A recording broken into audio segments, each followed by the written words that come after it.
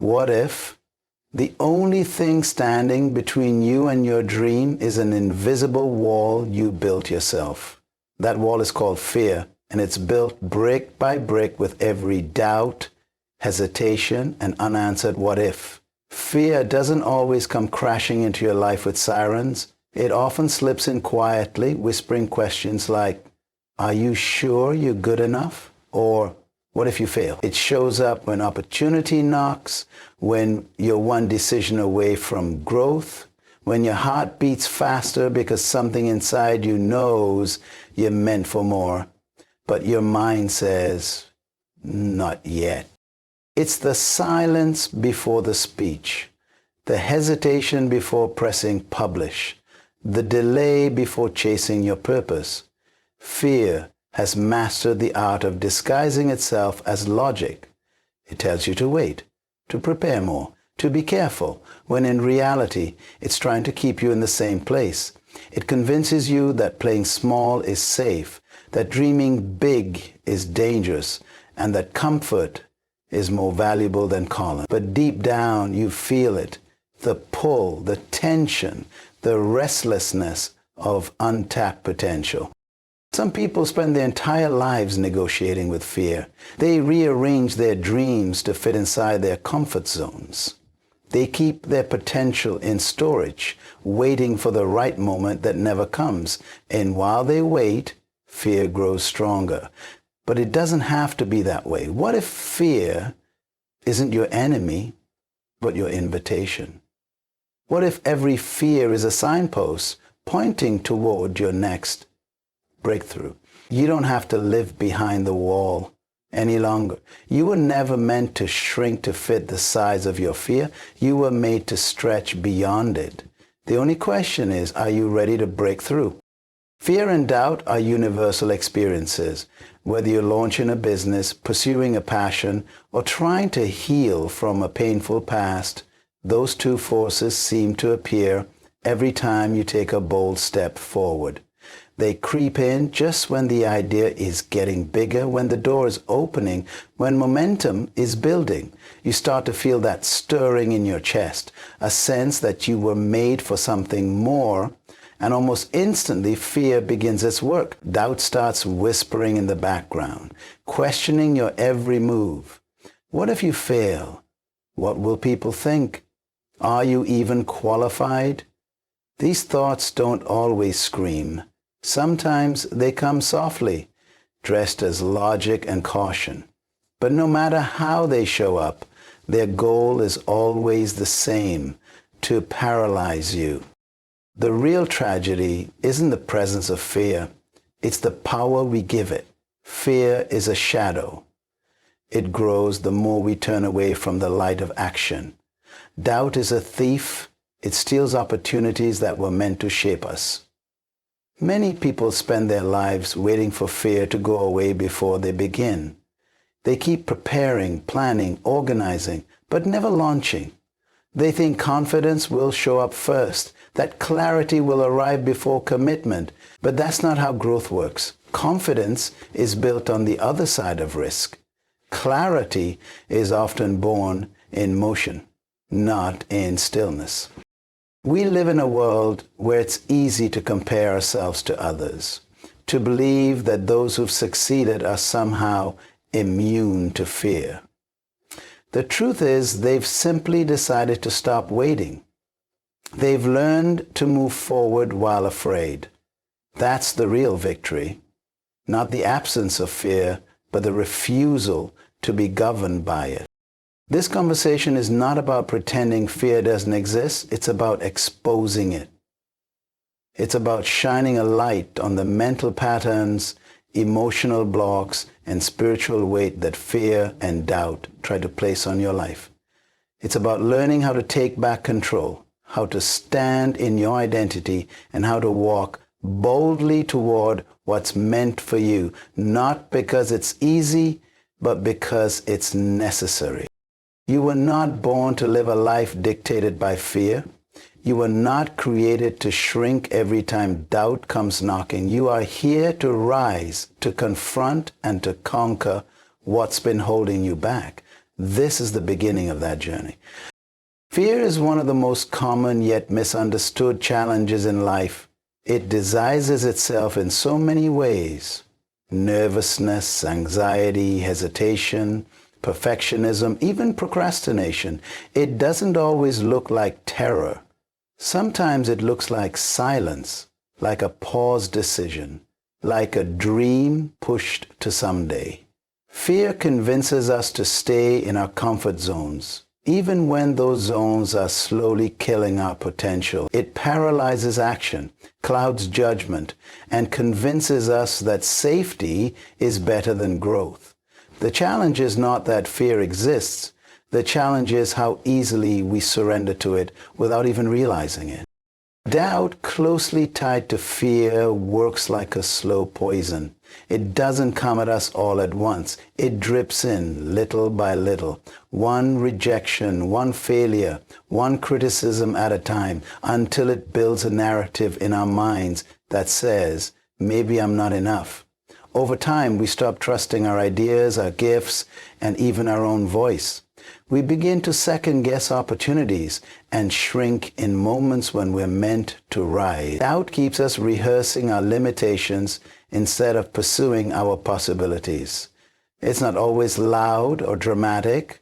It's subtle, and that makes it dangerous. The real problem lies in what fear and doubt steal. They rob people of purpose. They bury talents. They keep individuals in relationships, careers, and environments that do not align with who they truly are. Dreams remain dreams, not because they're impossible, but because fear makes them seem that way. The gap between where we are and where we want to be is often not a lack of resources, skill, or intelligence. It's the wall of fear we haven't learned to climb. We live in a world where self-doubt is normalized and even rewarded. Playing small is called humility. Settling is called being realistic. But the truth is, too many people go to their graves having never discovered the fullness of their potential, not because it wasn't there, but because they let fear decide their limits. That is the challenge, to wake up, recognize the lie, and refuse to live another day under its control. The longer fear is left unchallenged, the stronger its grip becomes. And the more we allow doubt to shape our decisions, the more we drift from the life we were truly meant to live. This is the problem we must confront head-on, because our future depends on it. Overcoming fear and doubt begins with understanding where they come from and how they take root in our minds. Most fear is not based on present reality, but on imagined outcomes. We fear things that haven't even happened. We fear rejection before anyone has said no. We fear failure before we've even tried. These fears aren't always grounded in truth. They're based on past experiences, cultural conditioning, and the narratives we've absorbed since childhood. Somewhere along the line, we learn to associate risk with danger instead of opportunity. That wiring stays with us unless we intentionally reprogram it. Doubt, on the other hand, grows in the absence of belief. It's what fills the space when confidence is lacking. When we don't know who we are or what we're capable of, doubt creeps in to offer a false identity. It tells us we're not smart enough, not talented enough, not deserving. And because the mind is always searching for evidence to support what it believes, we start to notice every failure, every mistake, every shortcoming, while completely ignoring our strengths and past victories. To begin breaking free, we must confront fear with truth, not with motivational hype, but with clarity. What exactly are you afraid of? What's the worst case scenario, and what would you do if it actually happened? Fear hates specifics. It thrives in vagueness. But when we name it, define it, and break it down, we realize that most of our fears are either exaggerated or manageable. Next, we need to build trust. Trust in ourselves, trust in our preparation, and trust in the process. Taking small actions, even while afraid, builds internal evidence that we can handle uncertainty. Each step chips away at fear's power and gives us more confidence to take the next one. Doubt begins to lose its hold when it's challenged by movement. Another key is reframing failure. Failure isn't the enemy, it's feedback. It's part of the learning curve, part of building resilience. Those who achieve great things are not those who avoided failure, but those who refused to be defined by it. They took the hit, learned from it, and moved forward anyway. Overcoming fear and doubt is not a one-time event. It's a process of realignment, choosing faith over fear, truth over lies, and action over paralysis every single day. The battle is real, but so is your ability to win it. There comes a moment when everything you've been avoiding, doubting, or fearing stands right in front of you. It may come quietly in the form of a decision, or it might crash into your life through unexpected circumstances. Either way, it demands your response. Do you retreat again into safety and what's familiar? Or do you finally take the step forward you've been delaying? This is the turning point. It's not about shouting affirmations into the mirror or pretending you're not scared. It's about reaching a place where the cost of staying the same finally becomes greater than the risk of change. At this moment, something begins to shift inside. You realize fear isn't leaving anytime soon, but neither is the calling inside you. You stop waiting for the fear to disappear and instead decide to move forward with it. The step doesn't have to be huge. It can be small, but it has to be real. Maybe it's speaking up when you normally stay silent.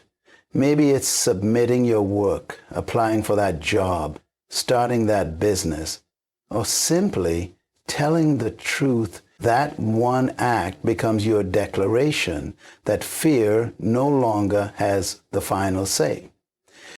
In that moment, you feel something deeper than courage. It's conviction. It's clarity.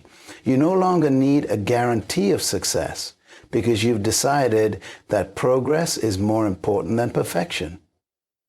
You're no longer attached to outcomes. You're committed to obedience to that inner pull that won't go away. Doubt may still whisper, but it no longer controls the volume. This is the key moment when you become your own advocate. You stop negotiating with fear and start building a future based on truth. You're not waiting for someone to validate your dream. You're giving yourself permission to pursue it. That one decision becomes the seed of transformation, and though the road ahead is still uncertain, you've finally chosen to walk it. Not because you're fearless, but because you're done being ruled by fear.